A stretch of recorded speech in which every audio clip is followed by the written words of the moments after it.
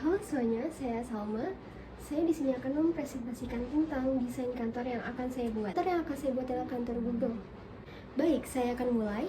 Di belakang saya ini sudah terdapat mind mapping. Dalam mind mapping ini berisi founder. Founder adalah penemu perusahaan itu sendiri, yaitu Larry Page. Dan terdapat visi dan misi Google. Visi dan misi Google adalah mengorganisasi informasi dunia dan membuatnya dapat diakses dan digunakan secara universal.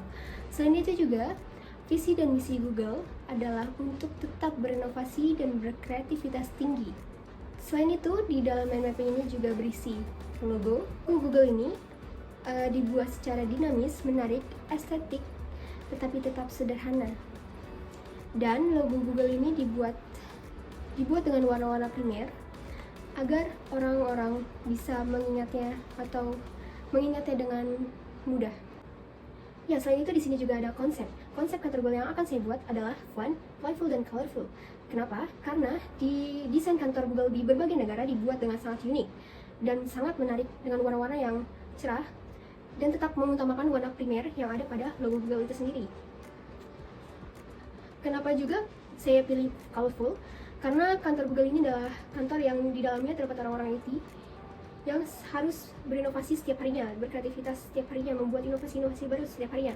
Dan warna-warna colorful ini dipercaya atau psikologinya mengartikan dapat membuat atau merangsang otak kita berpikir lebih kreatif dan lebih bisa menambah inovasi kita dan membuat kita lebih rileks juga. Jadi di berbagai negara kantor Google ini didesain dengan warna-warna colorful. Itu kenapa semua kantor Google di berbagai negara ini dibuat dengan colorful. Selain itu juga di sini ada di mana ini terdapat gaya yang saya pilih untuk kantor Google ini. Saya memilih gaya modern kontemporer. Kenapa? Karena di berbagai negara kantor Google ini didesain dengan modern, tetapi digabungkan dengan gaya lain seperti modern industrial, modern minimalis, dan modern futuristik, berbagai macam. Tetapi saya milih modern kontemporer. Kenapa? Karena kontemporer ini ada gaya paling baru, dan gaya kontemporer ini adalah gaya yang menggabungkan dari semua gaya. Jadi saya memilih kontemporer agar saya bisa memasukkan gaya industrial di situ juga dan berbagai macam gaya di situ. Jadi saya memilih modern kontemporer. Selain itu, kontemporer di sini saya tidak hanya mengambil sebagai gaya, tapi kontemporer di sini saya ambil menjadi seni dan temanya. Kenapa seni? Karena di kantor Google ini di berbagai negaranya pun juga banyak menggunakan mural-mural atau lukisan-lukisan yang ada pada dinding yang dibuat sedemikian rupa yang disesuaikan dengan masing-masing ciri khas masing-masing negara tersebut. Jadi kantor Google ini memang mendesain kantornya di setiap negara berbeda-beda dengan ciri khas masing-masing negaranya tersebut. Jadi saya memilih kontemporer ini juga sebagai seni karena saya butuh seni untuk menghias tembok-tembok atau mendekoratif kantor Google ini dengan lukisan-lukisan kontemporer. Jadi itu dia kenapa saya mengambil kontemporer sebagai seni juga sebagai gaya dan tema.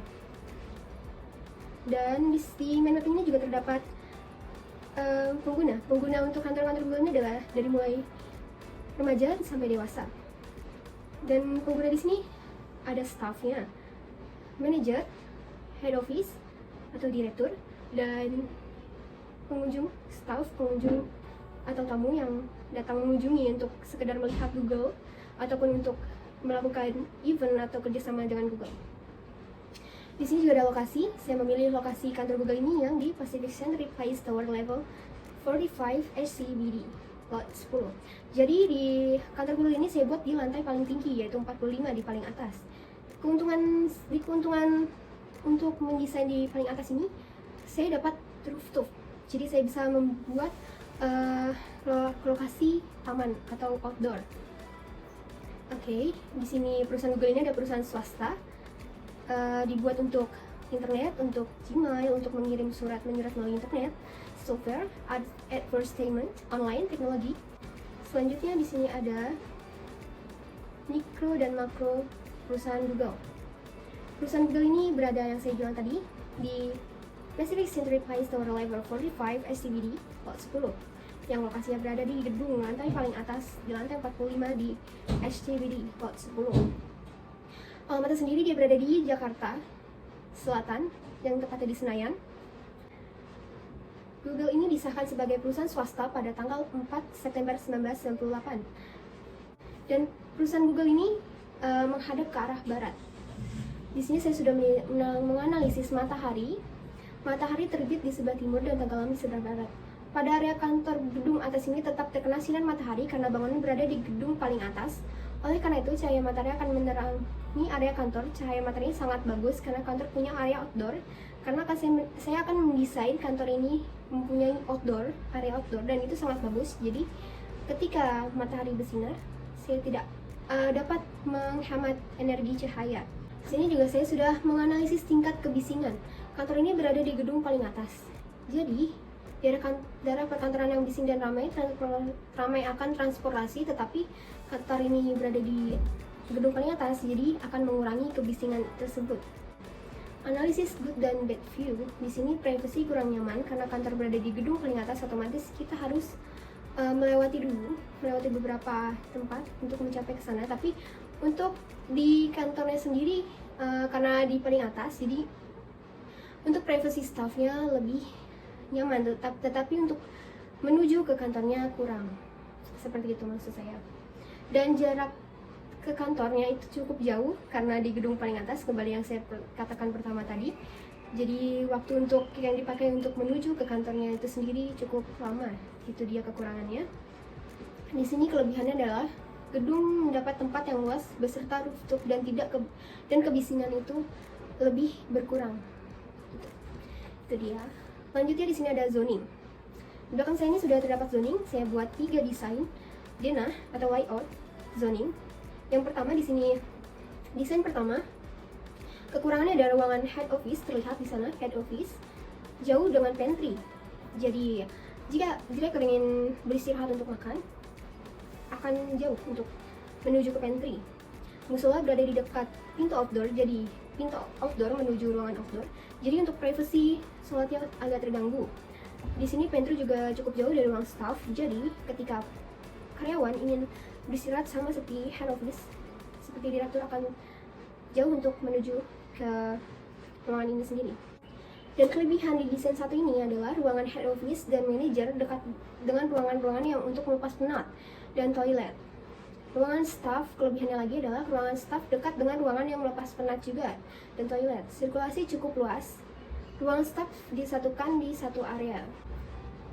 Nah, pada desain kedua ini kekurangannya adalah ruangan head office jauh dengan pantry, dan pantry cukup jauh dari ruang staff, sama kayak yang halnya pertama. Tetapi di sini adalah perbedaannya, kelebihannya adalah musola tidak berada di depan pintu outdoor, jadi untuk privasi ibadah akan terjaga.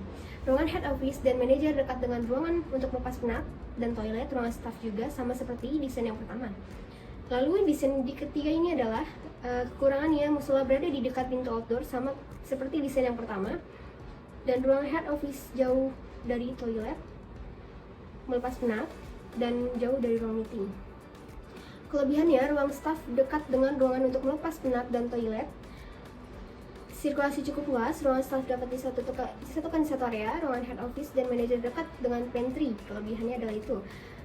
Tapi saya sudah putuskan yang akan digunakan adalah desain yang kedua, karena ruang musola terjaga, ruang head office, manager, dan staff dekat dengan ruang melepas penat, dekat juga dengan cafe walaupun jauh dengan pantry. Di sini terlihat cafe dekat dengan ruang-ruangan itu, walaupun ruangan-ruangan pekerja ini jauh dari pantry, tetapi mereka dekat dengan cafe. Cafe ini sendiri mempunyai 2 pintu, yaitu dari outdoor dan dari indoor. Oke, di sini juga terdapat grouping. Saya juga membuat 3 desain grouping, yaitu yang pertama, desain yang pertama ini kekurangannya adalah privasi musola kurang baik karena berada di depan pintu outdoor. Kelebihannya, privasi staff baik karena ditempatkan di satu area. Privasi ruang head office dan manager office baik karena ditempatkan di satu area juga.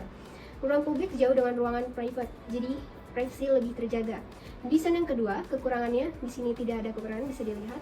Kelebihannya adalah privasi ruang staff baik karena ditempatkan di satu area. Sama seperti yang pertama, head office manager juga di satu area. Privasi musola baik karena tidak berada di depan pintu outdoor. Perbedaannya adalah di situ. Ruangan publik jauh dengan ruangan private, jadi privasi lebih terjaga. Di sini ada desain ketiga. Kekurangannya adalah privasi musola kurang baik karena berada di depan pintu outdoor, kembali seperti desain yang pertama. Dan kelebihannya, privasi ruang staff baik karena ditempatkan di satu area seperti yang pertama dan yang kedua. Privasi ruang head office dan manager juga baik karena ditempatkan di satu area. Dan ruangan publik jauh dengan ruangan private, jadi privasi aman. sama seperti desainnya 1 dan 2. Oke, baik, saya rasa cukup sekian presentasi dari saya mengenai desain kantor Google yang saya buat ini. Saya Salma, mohon undur diri, kurang lebihnya mohon maaf. Terima kasih.